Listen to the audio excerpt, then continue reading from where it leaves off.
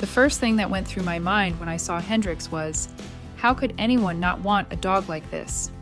He had a microchip, so they called his owner. The owner simply said, "I don't want him anymore." If I hadn't adopted him, he would have been euthanized that afternoon.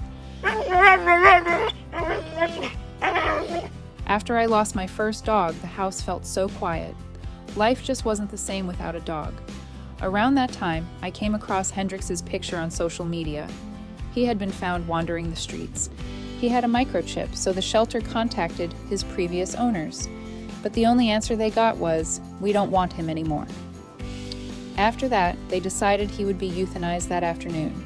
He looked so confused in his pictures that it didn't even seem like he understood what was happening.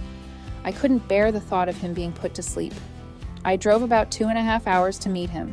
The door opened, and he came running toward me with his big head. I made my decision right then. He was coming home with me. Everything happened in about 10 seconds, and I've never regretted it. A lot of people spend days thinking before they adopt a dog, like they're buying a piece of furniture. But they're not objects. To me, they're friends. When he first came home, he wasn't in good shape. He was extremely skinny. I'm guessing he had been living on the streets for weeks. He was always nervous.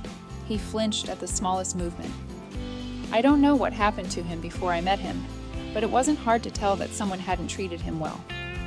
One day, my vet showed me the calluses on his elbows. She said they were most likely from sleeping on hard concrete for a long time.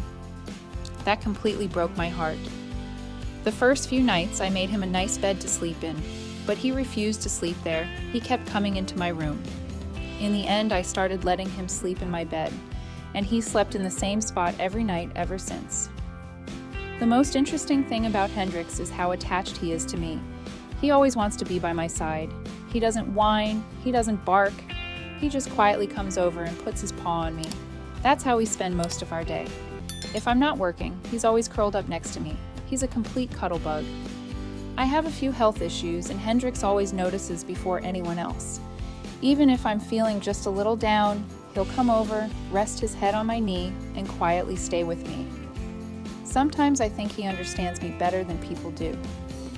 Later, I decided to adopt another dog so he'd have a friend. I was a little worried about whether they'd get along, but they became friends from the very first day.